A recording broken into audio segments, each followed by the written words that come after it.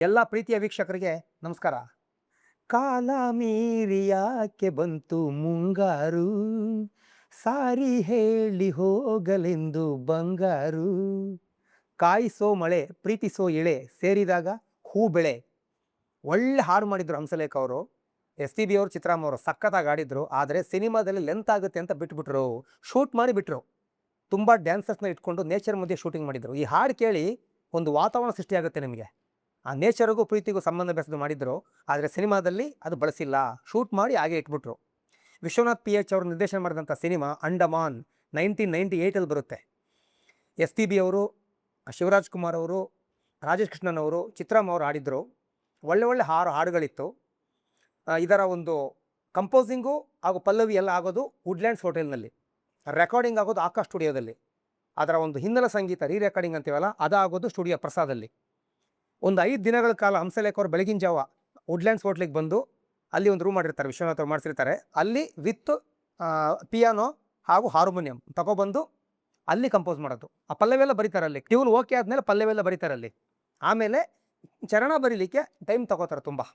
ಯಾಕೆಂದರೆ ಆ ಟೈಮಲ್ಲಿ ವಿಶ್ವನಾಥ್ ಅವರು ಒಂದು ಕಡೆ ಬಿಸಿ, ಹಂಸಲೇಖ ಅವರು ಬಿಸಿ. ಈಗಿನ ಥರ ಹಾಡುಗಳನ್ನ ಬರೆದು ವಾಟ್ಸಪ್ಪಲ್ಲಿ ಸೆಂಡ್ ಮಾಡೋಂಗಿಲ್ಲ. ಆವಾಗ ಡೈರೆಕ್ಟ್ರು ಒಟ್ಟಿಗೆ ಕೂತ್ಕೋಬೇಕು, ಸಾಹಿತ್ಯ ಒಟ್ಟಿಗೆ ಅಲ್ಲಿ ಕೂತ್ಕೊಂಡು ಒಂದೊಂದು ಆ ಸಾಲನ್ನು ಓಕೆ ಮಾಡಬೇಕು.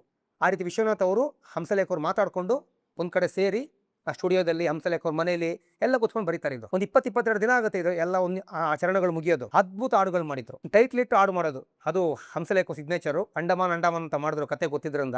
ಅಲ್ಲಿ ನೋಡಿ, ಡ್ಯಾಡಿ ಮೈ ಲವ್ಲಿ ಡ್ಯಾಡಿ ಹಾಡು ಚಿತ್ರಮ್ಮ ಹಾಡಿದ್ದು. ಶಿವರಾಜ್ ಕುಮಾರ್ ಮಗಳು ಮೊದಲ ಸಿನಿಮಾದವ್ರದ್ದು, ನಿವೇದಿತ ಅವ್ರದ್ದು. ಅವರಿಗೆ ಚಿತ್ರಮ್ಮ ವಾಯ್ಸ್ ಕೊಟ್ಟಿದ್ದಾರೆ. ನಾವು ಈ ಒಂದು ಮಕ್ಕಳಿಗೆ ಹಾಡುವಂಥ ಹಾಡು ದೊಡ್ಡವರು ಹಾಡಿದಾಗ ಮೊದಲು ನೆನಪಾಗೋದು ನಮಗೆ ಜಾನಕಿ ಅಮ್ಮ ಅದು ಮಾಡ್ತಿದ್ರು. ಎಲ್ಲ ಚಿಕ್ಕ ಮಕ್ಕಳಿಗೆ ಆಡೋರು ಅವರು. ಆ ಒಂದು ಲೆಗಸಿ ಅಂತ ಹೇಳ್ಬೋದು, ಅದನ್ನ ಕಂಟಿನ್ಯೂ ಮಾಡಿದವರು ಚಿತ್ರಮ್ಮ. ತುಂಬ ಚೆನ್ನಾಗಿ ಆಡಿದ್ರು. ಅದೊಂದು ತಂದೆ ಮಗಳ ಒಂದು ಹಾಡು, ನೆನಪು ನೆನಪು ಸಿಹಿ ನೆನಪು ಅಂತ. ರಾಜೇಶ್ ಚಿತ್ರಮ್ಮ ಅವರು ಸೂಪರಾಗಿ ಆಡಿದ್ದಾರೆ. ಏನು ರಾಜೇಶ್ ಅವರು ವಾಯ್ಸು ಅದ್ಭುತ. ಹೊಂಗನಸು ಸಾವಿರಾರು ಈ ಕನಸ ಕದಿಯುವವರು ಯಾರು ಅಂತ, ಅದು ತುಂಬ ಚೆನ್ನಾಗಿತ್ತು. ಒಂದು ರೊಮ್ಯಾಂಟಿಕ್ ಆಗಿ ಫೀಲ್ ಕೊಡುವಂಥ ಹಾಡು. ಅದೆಲ್ಲ ಒಂದು 2 ಅವರ್ ಹಂಸಲೇಖ ಅವರು ಬರೆಯೋದು ಅಂತ ವಿಶ್ವನಾಥ್ ಅವ್ರು ಹೇಳಿದ್ರು. ಅಂದರೆ ಪಲ್ಲವಿ ಎಲ್ಲ ಬರೆದಿರ್ತಾರೆ ಫಸ್ಟ್ ವುಡ್ಲ್ಯಾಂಡ್ಸ್ ಹೋಟೆಲ್ನಲ್ಲಿ. ವಿಶ್ವನಾಥ್ ಅವ್ರು ಬಂದ್ಮೇಲೆ ಚರಣ ಬರೆಯೋದು. ವಿಶ್ವನಾಥ್ ಅವ್ರು ಹೆಂಗೆ ಅಂದರೆ ಪಕ್ಕದಲ್ಲಿ ಕೂತ್ಕೊಳ್ಳೇಬೇಕು.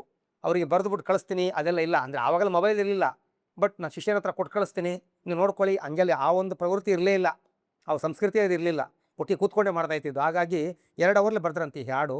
ಸೂಪರ್ ಹಾಡು. ಓ ಮಗು ನೀ ನಗು ಅಂತ ಹೇಳೋದು ಹೆಣ್ಣು ಮಕ್ಕಳಿರೋ ತಂದೆಗೆ ತುಂಬ ಇಷ್ಟ ಆಗುವಂಥ ಹಾಡು. ಇವತ್ತಿಗೂ ಇಷ್ಟ ಆಗುತ್ತೆ ಹಾಡು.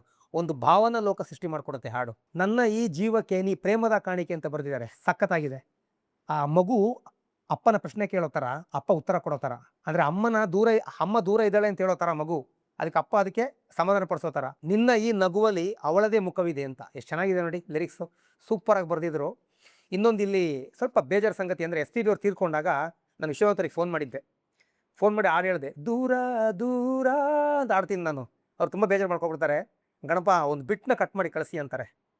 ನನಗೆ ಅದು ದೂರ ದೂರ ಅಂತ ಹೇಳೋದು ಮಾತ್ರ ಕಟ್ ಮಾಡಿ ಕಳಿಸಿ. ನನಗೆ ಎಸ್ ಪಿ ಬಿ ಅವರು ಈ ಹಾಡು ಆಕಾಶ್ ಸ್ಟುಡಿಯೋದಲ್ಲಿ ಆಡಿ ತುಂಬ ಖುಷಿಪಟ್ಟಿದ್ದರು. ಅವರು ಒಂಥರ ಸೆಂಟಿಮೆಂಟ್ ಆಗೋಗಿದ್ರು ಆ ಟೈಮಲ್ಲಿ. ಅಂದರೆ ಎಮೋಷನಲ್ ಆಗ್ಬಿಟ್ಟು ಹೊರಗೋದ್ರು ಅವರು. ಅಷ್ಟು ಒಂದು ಖುಷಿಪಟ್ಟಿದ್ರು. ಒಳ್ಳೆ ಹಾಡು ಮಾಡಿದ್ದಾರೆ ಅಂತ. ಲಿರಿಕ್ಸ್ ಅಂತೂ ಸೂಪರ್ ಆಗಿತ್ತು. ಇದು ಕೂಡ ಒಂದು 3-4 ಅವರ್ಸ್ ಟೈಮ್ ತೊಗೊಂಡು ಹಂಸಲೇಖ ಅವರು ಬರೆಯೋದು. ಎಕ್ಸ್ಟ್ರಾರ್ಡಿನರಿ ಲಿರಿಕ್ಸ್ ಇದು. ಆ ಚರಣಗಳಂತೂ ಸೂಪರ್.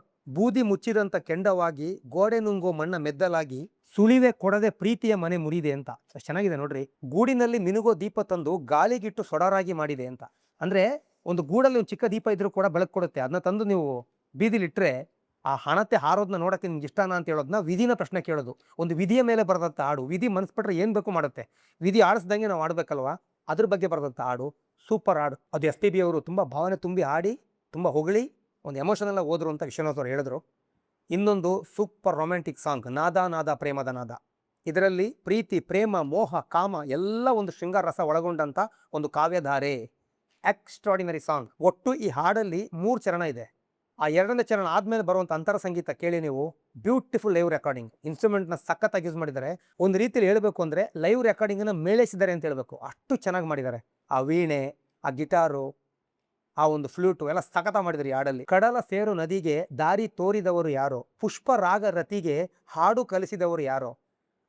ರತಿ ಮನ್ಮಥ ಜೋಡಿ, ಮನ್ಮಥನ ಹೆಂಡತಿ ರತಿ. ಆ ರತಿಯ ಸೌಂದರ್ಯನ ಹೊಗಳೋ ಥರ ಒಂದು ವರ್ಣನೆ ಮಾಡಿದಂಥ ಹಾಡು.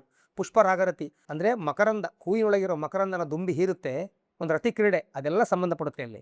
ಎಕ್ಸ್ಟ್ರಾಡಿನರಿ ಸಾಂಗ್ ರೀ. ತನ್ನ ನರಿಯದೆ ಕುಸುಮ ಸೇರುವ ದುಂಬಿಗಳ ಪಾಡು ನಮ್ಮ ಈ ಹಾಡು ಅಂತ ಬರೆದಿದ್ದಾರೆ. ನಮಗೆ ಗೊತ್ತಿಲ್ದಂಗೆ ನಾವು ಮಿಲನವಾಗ್ತೀವಿ ಅಂತ. ದುಂಬಿಗೆ ಹೂ ಗೊತ್ತಾಗುತ್ತೆ ಮಕರಂದ ಇದೆ ಅಂತ, ಹೋಗ್ತದೆ, ಆ ಮಕರಂದ ಹೀರ್ಕೊಳ್ಳುತ್ತೆ. ಅದೇ ರೀತಿ ಗಂಡು ಹೆಣ್ಣಿನ ಮಿಲನನ ಆ ನಾಯಕ ನಾಯಕಿ ಮೇಲೆ ಬರೆದು ಚಿತ್ರಮ್ಮ ಅವ್ರು SPB ಅವರು ಆಡಿದ್ರು. ಹ್ಯಾಟ್ಸ್ ಆಫ್ ಚಿತ್ರಮ್ಮ SPB ಅವರಿಗೆ. ಈ ರೀತಿ 6 ಹಾಡುಗಳಿದ್ದ ಸಿನಿಮಾ ಇದು. ಸೂಪರ್ ಹಾಡುಗಳು. ಇಲ್ಲಿ ನಿವೇದಿತಾ ಅವರಿಗೆ ಆ ವರ್ಷದ ಶ್ರೇಷ್ಠ ಬಾಲನಟಿಯಿಂದ ಅವಾರ್ಡ್ ಕೊಡ್ತಾರೆ. ಅವಾರ್ಡ್ ಸಿಗುತ್ತೆ. ಅವರ ಮೊದಲ ಸಿನಿಮಾ ಅದು. ಆಮೇಲೆ ಅವ್ರು ಆ್ಯಕ್ಟ್ ಮಾಡಲಿಲ್ಲ. ಇನ್ನೊಂದು ವಿಷಯ ಅಂದರೆ ಅವ್ರು ಆಯ್ಕೆ ಆಗಿದ್ದ ಬಗ್ಗೆ ವಿಶ್ವನಾಥ್ ಅವರು ಬೇರೆ ಚಾನಲ್ ಹೇಳಿದ್ದಾರೆ. ಅಣ್ಣವರು ವಿಶ್ವನಾಥ್ ಅವರು ವರದಾಪುರಲ್ಲ ಕೂತು ಮಾತಾಡ್ತಿರ್ಬೇಕಾದ್ರೆ ಚಿಕ್ಕ ಮಗು ಅದು ಆ ನಿವೇದಿತಾ ಓಡಾಡ್ತಿರ್ತಾಳೆ. ಆ ಟೈಮಲ್ಲಿ ಬಂದು ರಾಜ್ಕುಮಾರ್ ಅವ್ರು ಹಿಂದ್ಗಡೆ ಅವಸ್ಕೊತಿರ್ತಾಳೆ ಅವಳ ಹುಡುಗಿ. ಆವಾಗ ರಾಜ್ಕುಮಾರ್ ಅವರು ಬೈತಾರೆ, ಹೋಗಮ್ಮ ಮಾತಾಡ್ತಿದ್ದೀವಿ, ಹೋಗಮ್ಮ ಒಳಗಡೆ ಅಂತ. ಎಷ್ಟು ಹೇಳಿದ್ರು ಕೇಳಲ್ಲ. ಕೊನೆಗೆ ಸ್ವಲ್ಪ ಗದರ್ತಾರೆ ಅಣ್ಣವರು, ಹೋಗಮ್ಮ ಒಳಗಡೆ ಅಂತ. ಹಂಗೆ ಹೋಗ್ಬೇಕಾದ್ರೆ ಲುಕ್ ಕೊಡುತ್ತೆ ಒಂದು ಹಿಂಗೆ ಹುಡುಗಿ. ಆ ಒಂದು ಲುಕ್ಕಲ್ಲಿ ವಿಶ್ವನಾಥ ನೋಡ್ತಾ ಇರ್ತಾರೆ ಅವಳ ಆ್ಯಕ್ಟಿವಿಟೀಸು. ಆವಾಗ ಸೆಲೆಕ್ಟ್ ಮಾಡೋದು. ಗೀತಾ ಅವರು ಶಿವರಾಜ್ ಕುಮಾರ್ ಬೇಡ ಅಂತಾರಂತೆ, ನಿಮ್ಮನ್ನ ಆ್ಯಕ್ಟ್ ಮಾಡಕ್ಕೆ ಬಿಡಲ್ಲ, ತುಂಬ ಗಲಾಟೆ ಮಾಡ್ತಾರೆ, ಹೇಳು ಬೇಡ ಸರ್ ಅಂತ. ಇಲ್ಲ ನೀವು ಒಟ್ಟಿಗೆ ಇರ್ತಿರಲ್ವಾ, ನಾನು ಮ್ಯಾನೇಜ್ ಮಾಡ್ತೀನಿ ಬಿಡಿ ಅಂತೇಳಿ ಆ ಒಂದು ಲುಕ್ಕಲ್ಲಿ ಸೆಲೆಕ್ಟ್ ಆಗೋದು ನಿವೇದಿತಾ ಅವರು. ತುಂಬ ಚೆನ್ನಾಗಿ ಆ್ಯಕ್ಟ್ ಮಾಡಿದ್ರು. ಹಾಗೆ ಅವರಿಗೆ ವಾಯ್ಸ್ ಕೊಟ್ಟಿದ್ದು ಚಿತ್ರಾಮ್ಮ ಅವರು ಹಾಡಲ್ಲಿ. ಈ ರೀತಿ ನೋಡಿ, ಇದರಲ್ಲಿ ಹಾಡು ಹುಟ್ಟಿ ಸ್ವಾರಸ್ಯ ಅಂತ ಹೇಳೋದಕ್ಕಿಂತ ಅದ್ಭುತ ಸಾಹಿತ್ಯ ಬರೆದ್ರು ಹಂಸಲೇಖ ಅವರು. ಎಲ್ಲ ಹಾಡುಗಳು ಸೂಪರು. ಆ ಕಾಲ ಮೀರಿ ಯಾಕೆ ಬಂತು ಮುಂಗಾರು ಅಂತ ಹೇಳೋ ಹಾಡನ್ನ ಅವ್ರು ಬಳಸ್ಕೋಬೇಕಿತ್ತು. ಲೆಂತಿ ಆಗುತ್ತೆ ಅಂತ ಬಿಟ್ಟರು. ನಾನು ಮೊದಲು ಹೇಳಿದ್ನಲ್ಲ ಅದು. ಎಲ್ಲ ಹಾಡುಗಳು ಚೆನ್ನಾಗಿತ್ತು. ಇದು SPB ಅವ್ರನ್ನ, ರಾಜೇಶ್ ಅವ್ರನ್ನ, ಚಿತ್ರಾಮ್ಮ ಅವ್ರನ್ನ, ಶಿವಣ್ಣ ಕೂಡ ಆಡಿದ್ದಾರೆ. ಎಲ್ಲ ಒಳ್ಳೆ ಒಳ್ಳೆ ಹಾಡುಗಳಿದ್ದ ಸಿನಿಮಾ ಇದು. ಈಗ ಅಂಡಮಾನ್ ಸಿನಿಮಾದ ಹಾಡುಗಳು ಕೇಳಿ ಎಂಜಾಯ್ ಮಾಡಿ. Thank you.